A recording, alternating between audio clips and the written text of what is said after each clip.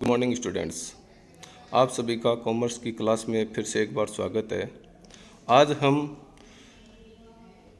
Company वाले अध्याय में से बहुचयनात्मक या बहुवैकल्पिक प्रश्न करने वाले हैं, क्योंकि इस अध्याय में से एक एक नंबर के 2 बहुविकल्प वाले प्रश्न परीक्षा में आएंगे। तो इसमें जो अभ्यासार्थ जो प्रश्न दिए गए हैं बहुविकल्प वाले वो करते हैं, और आगे भी हम और इस अध्याय में कंपनी वाले अध्याय में जिसमें अंशों का निर्गमन और ऋण पत्रों का निर्गमन किया गया है उसमें और करेंगे। तो इसमें देखिए आपके सामने प्रश्न दिए गए हैं स्क्रीन पर।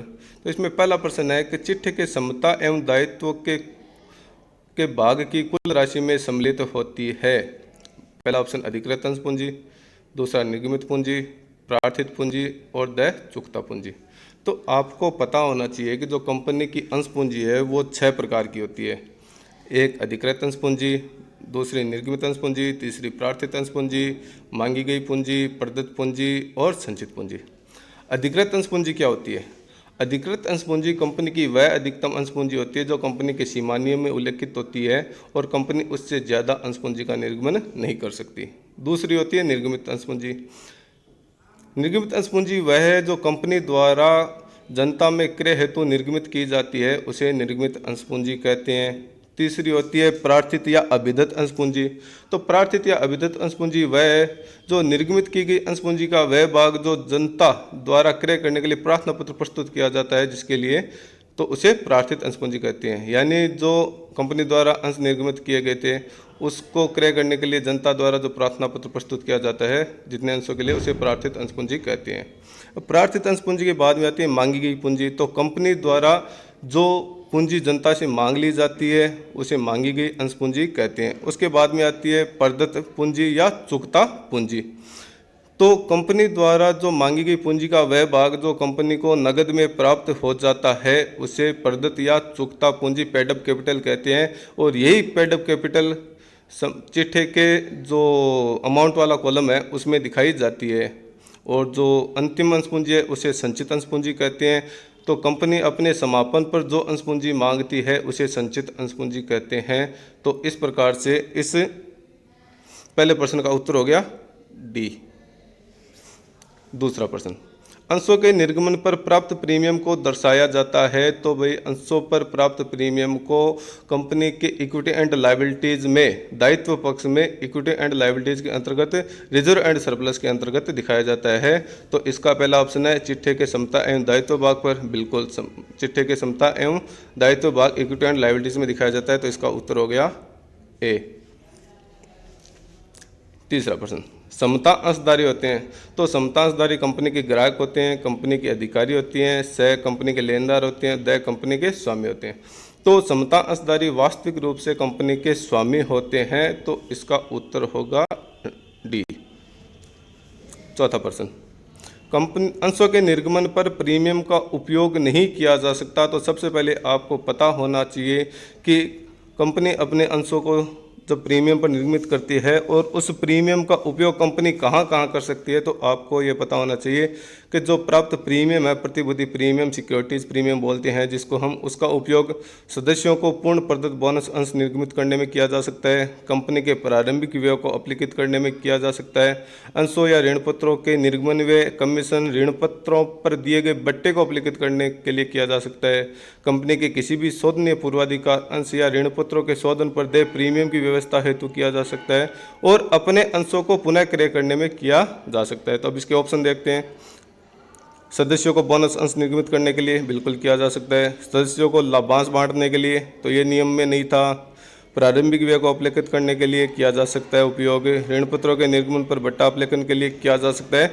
तो लाभांश के लिए इसका उपयोग प्रतिभूति प्रीमियम का नहीं किया जा सकता। तो इसका उत्तर होगा बी।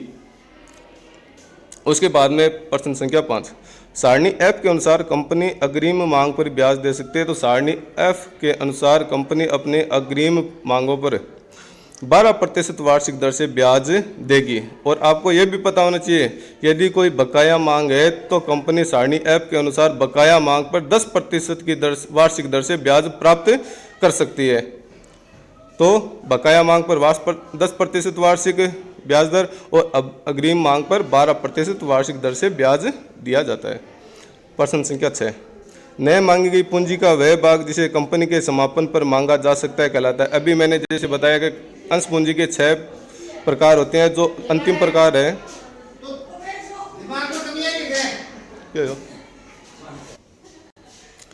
तो जो अंश पूंजी का अंतिम प्रकार है संचित अंश पूंजी। तो कंपनी अपने समापन पर जो अंश पूंजी मांगती है तो उसे संचित अंश पूंजी कहते हैं। तो इसका उत्तर हो गया बी, रिजर्व्ड कैपिटल।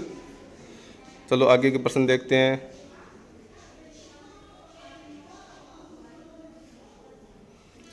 सातवां प्रश्न, ऋण पत्रधारी होते हैं कंपनी के स्वामी समतांशधारी होते हैं, तो ये नहीं होगा। कंपनी के ग्राहक भी नहीं होते। कंपनी के ऋणदाता और इनमें से कोई नहीं। तो ऋण पत्रधारी कंपनी के ऋणदाता होते हैं जो कंपनी को अपने पैसे देते हैं और बदले में कंपनी एक निश्चित प्रतिशत की दर से उनको ब्याज देती है, तो वो ऋण पत्र कहलाते हैं। तो इसका उत्तर होगा कंपनी के ऋणदाता।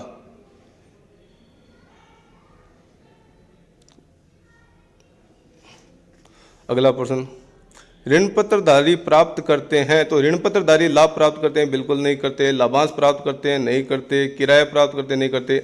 अभी हमने जैसे बात की कि ऋण पत्रधारी एक निश्चित दर से कंपनी से ब्याज प्राप्त करते हैं, तो इसका उत्तर होगा डी, ब्याज।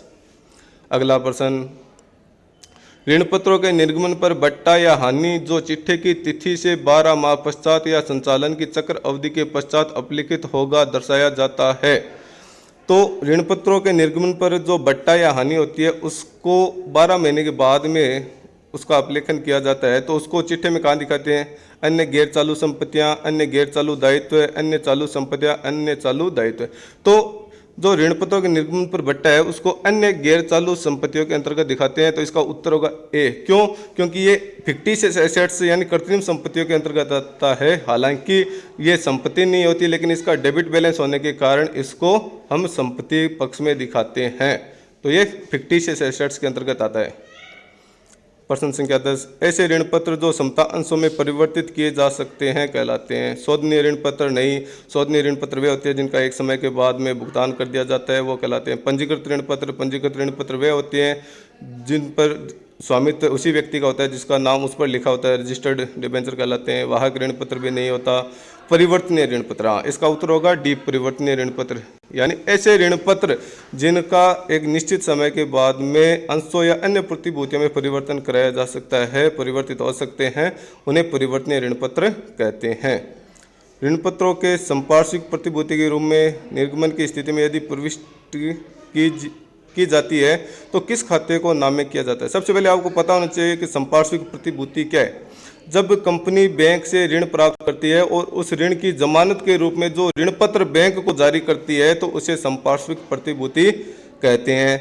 तो जब कंपनी बैंक को ऋण पत्र जारी करेगी तो उसे संपार्श्विक प्रतिभूति कहते हैं। और ऐसी स्थिति में जो प्रविष्टि की जाती है तो पहली प्रविष्टि सामान्य होती है जो बैंक लोन प्राप्त करने की होती है, और जो दूसरी प्रविष्टि ऋण पत्रों के लिए की जाती है उसके लिए जो प्रविष्टि की जाती है वो है debenture suspense account, debit to debenture account. तो इसमें पूछा गया है कि किस खाते को नाम किया जाएगा, तो डिबेंचर सस्पेंस अकाउंट को नाम किया जाएगा। हाँ, संपार्श्विक प्रतिभूति के मामले में आपको एक बात और ध्यान रखनी है कि संपार्श्विक प्रतिभूतियों की स्थिति में कंपनी है वो बैंक को सिर्फ लोन पर ब्याज का भुगतान करेगी।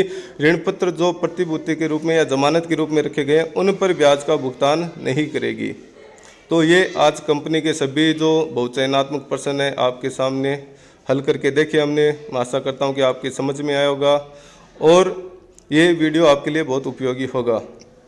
तो कंपनी में अध्याय में से 2% बहुविकल्प वाले आने हैं, तो ये 11 प्रश्न हमने करके देख लिए और आगे और भी वीडियो बनाएंगे बहुचयनात्मक प्रश्नों का। तब तक के लिए बाय, धन्यवाद।